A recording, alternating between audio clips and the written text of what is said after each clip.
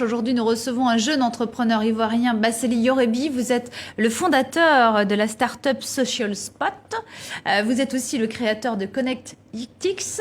C'est en fait un événement qui vise à réunir chaque semaine à Paris les jeunes entrepreneurs afin qu'ils parlent de leurs jeunes entreprises, notamment les entreprises africaines, mais aussi de leurs difficultés. Tout à fait. En tout cas, voilà, le ConnectX, en une phrase, c'est en fait aujourd'hui une communauté d'entrepreneurs émergents.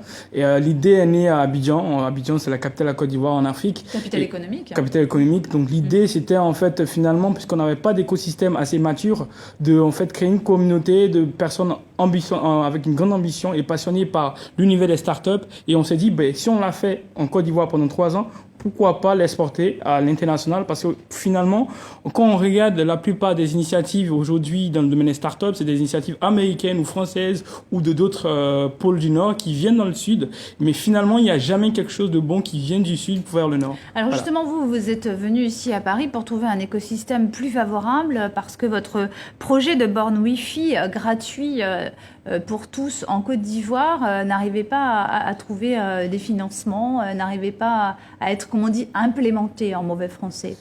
Oui et non. En fait, on a quand même eu le soutien du gouvernement de la Côte d'Ivoire parce qu'on a été primé, on a eu un prix qui s'appelle ici 2014. Mais le véritable problème, parce que on s'est rendu compte aujourd'hui du véritable problème des écosystèmes startups en Afrique et surtout en Côte d'Ivoire, c'est un problème en fait d'accompagnement et d'éducation entrepreneuriale.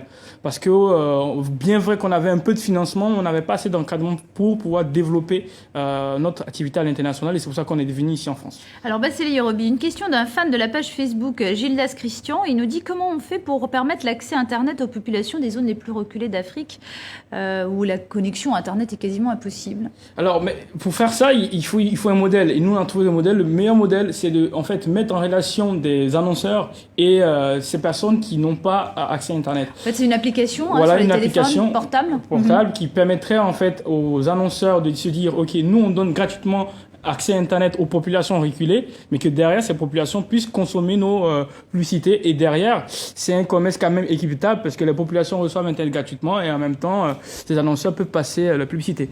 J'ai une autre question de Moustapha Ngolo Traoré, toujours sur Facebook. Il vous demande comment on fait pour réaliser ce projet, quand est-ce qu'il pourra être réalisé, comment on fait pour mobiliser les fonds.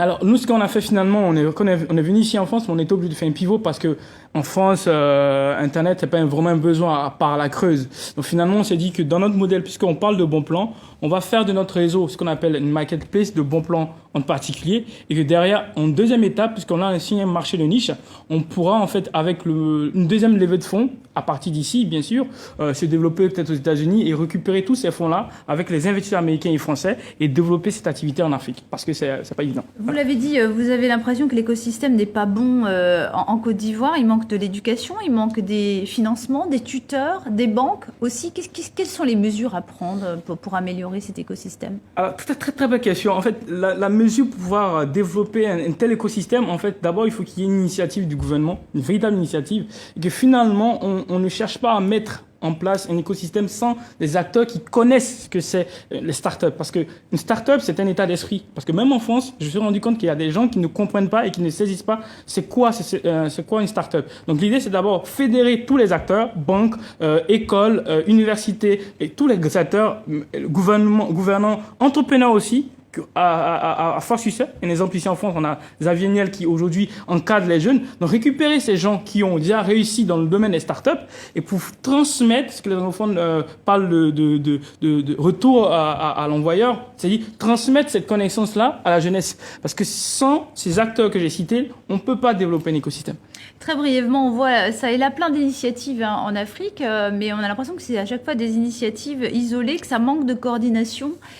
C'est le sentiment que vous avez aussi? Mais bien sûr, parce que on parle beaucoup de l'Afrique, mais l'Afrique, c'est pas l'Afrique, c'est les Afriques. Parce que quand on quitte l'Amérique, quand on quitte l'Afrique du Nord, l'Afrique du Sud, à l'Afrique du Sud, on passe de l'Afrique arabophone à l'Afrique lusophone, hispanophone et l'Afrique anglophone et francophone. Il y a une grosse disparité. Donc, c'est normal que quand des initiatives comme le iHub au Kenya se lancent et qu'on finance des start-upers kenyans et que ces start-upers se retrouvent aujourd'hui à la Silicon Valley pour développer les start-up et que de l'autre côté, quand nous, par exemple, parce que ça a été le cas, on a postulé pour ces gens d'incubateurs. Même à côté, au Ghana, il y a un incubateur comme ça, qui s'appelle Melwater. On a dit, voilà, nous, on voudrait bénéficier de votre accompagnement, puisque c'est un pays voisin.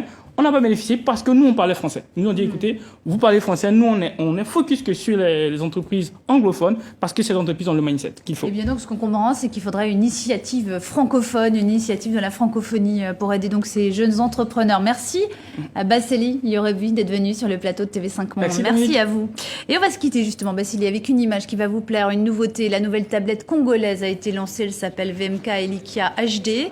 Elle est l'œuvre bien sûr de l'entrepreneur congolais Véron Mankou. Technologie, design, selon le président directeur général de VMK, eh bien cette tablette n'a rien à envier à celle d'une grande marque. Son prix en revanche de 99 francs CFA est beaucoup plus bas que les tablettes japonaises ou américaines. Une précision cependant, cette tablette n'est pas sortie des usines VMK de Brazzaville qui connaissent des difficultés qui sont momentanément à l'arrêt et elle est un petit peu plus chère que ce que je vous ai indiqué, 99 999 francs CFA. Voilà, on y est arrivé. C'est la fin de votre journal Afrique. Excellente suite de programmes sur TV5 Monde.